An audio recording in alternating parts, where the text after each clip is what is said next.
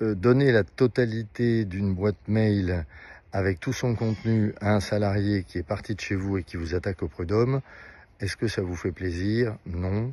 Est-ce que ça fait partie de vos inquiétudes? Oui. Et vous vous dites, est-ce que c'est une obligation aujourd'hui en France? Non. Le 18 juin 2025, la Cour de cassation a rendu une décision que de très nombreux juristes, qui l'ont lu un peu vite, ont analysé comme étant désormais l'obligation de fournir l'intégralité de la boîte mail à tout salarié qui la demande au nom du RGPD. Bon, tout ça, ce sont des balivernes. En réalité, ce n'est pas du tout ce que dit l'arrêt de la Cour de cassation. Et si vous allez regarder la note de 2022, mise à jour au 31 janvier 2025 par la CNIL, vous verrez que ça n'est pas non plus du tout la recommandation de la CNIL. La CNIL vous dit, quand un salarié au nom du RGPD vous demande l'accès à ses données personnelles, notamment contenues dans les emails qui sont dans sa boîte mail, alors, si c'est plus simple pour vous, vous pouvez lui donner l'intégralité de la boîte mail et l'intégralité des emails. Mais la réalité de ce que vous devez donner, ce que la loi vous oblige à donner, ce sont uniquement les métadonnées. Les métadonnées, ce sont des données liées à la date, à l'heure des emails envoyés et à des éléments finalement relativement sans confidentialité que jusqu'à présent il était très difficile de fournir de manière massive parce qu'effectivement si un salarié a dans sa boîte mail 20 000 emails parce qu'il n'a jamais rien effacé depuis 6-7 ans qu'il est dans l'entreprise, alors aller caviarder un par un 20 000 emails pour ne donner de leur contenu que ce qui n'est pas confidentiel, c'était quasiment impossible.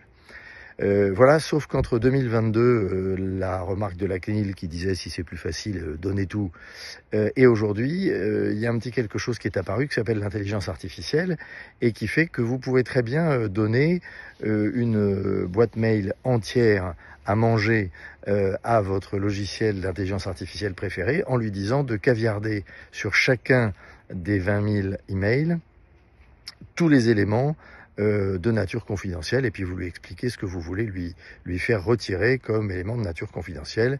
Il ne reste alors que l'email lui-même, c'est-à-dire son corps avec sa date, son envoi, les destinataires. J'ajoute sur ce sujet que vous pouvez aussi, au nom de la vie privée, retirer ou caviarder le nom de tous les destinataires qui ne sont pas le salarié qui a fait la demande. Autrement dit, il n'est pas extrêmement compliqué de garder une portée utile à la demande du salarié, mais de vider de son risque cette demande de communication. Voilà, donc en résumé, pas d'affolement. La décision de la Cour de cassation du 18 juin 2025 n'est aucunement une révolution.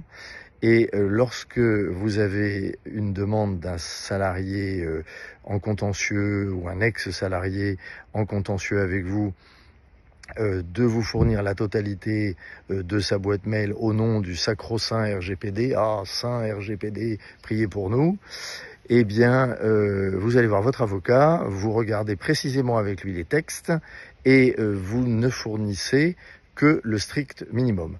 Grâce au ciel, nous sommes encore aujourd'hui en France avec une procédure judiciaire en matière civile, donc en matière prud'homale, qui est une procédure accusatoire, c'est-à-dire que le salarié doit venir avec l'ensemble des documents qui lui permettront de soutenir les griefs qu'il forme contre son employeur, et non pas dans une procédure inquisitoire, comme ça existe au pénal en France et au civil aux États-Unis, où un salarié peut demander les 2 millions d'emails de l'entreprise dans lequel, de près ou de loin, il y aurait le mot augmentation pour pouvoir vérifier s'il a bien été augmenté de la même manière que ses petits camarades et s'il n'y aurait pas par hasard un justificatif de discrimination, par exemple. Donc, pas d'affolement, la décision du 18 juin 2025, c'est pas la révolution.